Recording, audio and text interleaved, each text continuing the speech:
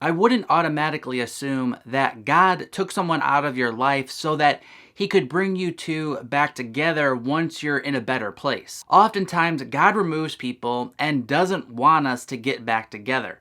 Sometimes we just need to let the past stay in the past and keep moving forward with the Lord. With that said, there truly are other times in life where God will remove someone or something to use that distance to prepare us to receive that blessing back in an even better way. So here are 3 things that would happen in a situation where God removes someone so that he could give you an even better connection with this person than the one that you lost. And I also wanted to quickly mention that the deadline to enroll in AGW University is this Sunday, August 29th at 11:59 p.m.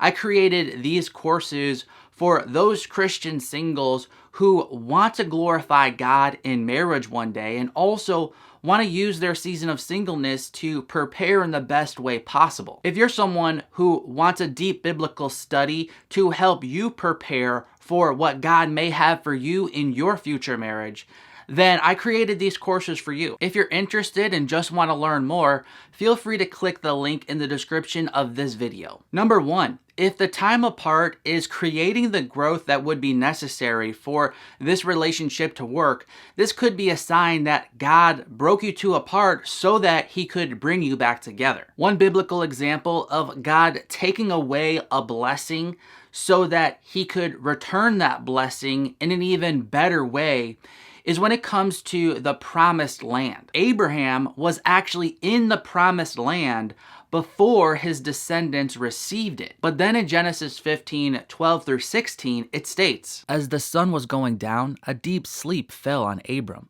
and behold, dreadful and great darkness fell upon him. Then the Lord said to Abram, Know for certain that your offspring will be sojourners in a land that is not theirs, and will be servants there, and they will be afflicted for 400 years. But I will bring judgment on the nation that they serve, and afterward they shall come out with great possessions. As for you, you shall go to your fathers in peace. You shall be buried in a good old age, and they shall come back here in the 4th generation, for the iniquity of the Amorites is not yet complete." Even though God had promised Abraham that his descendants would inherit the land Abraham was already in, God took that land away from them for a long period of time. But through this process, the people multiplied. The people were blessed with great possessions when they left Egypt, and God prepared for those sinful nations currently occupying the land to be judged. The point is, sometimes God has to remove someone from our lives to create the right circumstances for us to be together with that person in an even better way than if he just let us stay together the first time. Sometimes the timing just isn't right, the maturity isn't there, or there's other practical factors that God needs to arrange so that you two can be together. Number 2, if the distance is being used to put God before each other, sometimes this is a sign God broke you two apart so that he could bring you back together. Making a sacrifice for God isn't always going to result in you receiving that specific blessing that you want in return for that sacrifice that you made. But there are times in life where God does want to give you that specific blessing, but he first knows you need to put him first before you can properly handle that blessing and before he can give it to you. In 1 Samuel chapter 1, we're introduced to a woman named Hannah. She's barren, but desperately wants a child.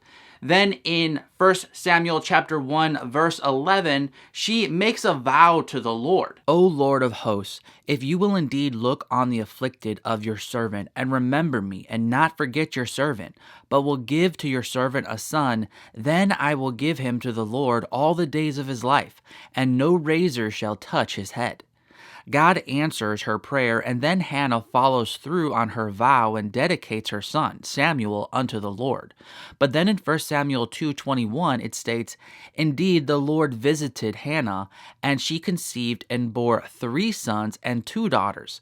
And the boy Samuel grew in the presence of the Lord." I'm not saying that you should make a vow to God so that he will then give you what you want. I really don't believe the point of this story is to teach people to strike a deal with God. Rather, I believe this story teaches us that God uses difficult circumstances to create dedicated saints who are ready to follow him no matter what. When you read about the life of Samuel, you see that God used him in very mighty ways. But none of this would have happened if God hadn't first put Hannah through a desperate situation which caused her to fully dedicate herself and her son to the Lord. Likewise, if God is using a period of separation to rededicate your hearts so that you two are both fully committed to God, he could be doing this so that he can bring you both back together,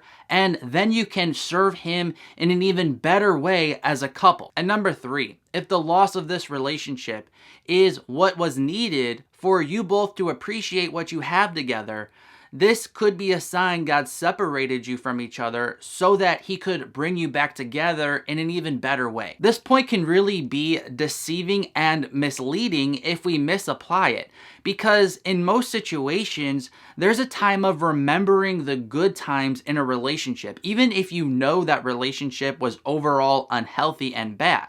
You just naturally grieve what you've lost. And that remembering of the good things can tempt you to try to go back to somebody who God really doesn't want you to go back with. This remembering of the good times has tempted many people to go back and forth with someone, dating them, breaking up, going back and dating them again and breaking up.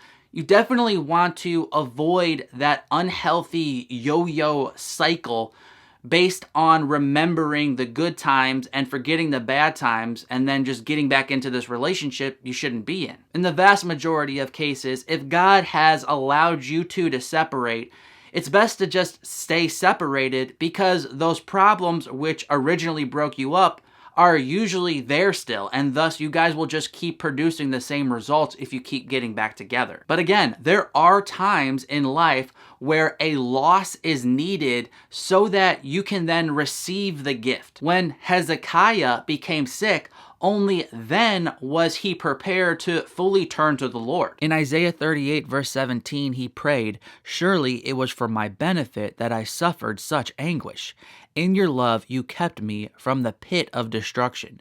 You have put all my sins behind your back." Sometimes God has to let us experience pain so we will see what he wants us to see. With that said, there truly are times in life where two people just didn't know what they had until they lost it. Sometimes you need to lose something to realize how good it was. If God needed to separate you two for a period of time so that you could learn to appreciate what you do have, rather than becoming hyper-focused on the other issues that may be in the relationship, because all relationships have issues, this could be a sign God broke you two apart so that he could bring you back together in an even healthier way. And if you're a Christian single person who feels like you would benefit from some intense biblical training focused on relationships, feel free to click the link in the description of this video to learn more about AGW University before the deadline, which again is this Sunday, August 29th at 11:59 p.m.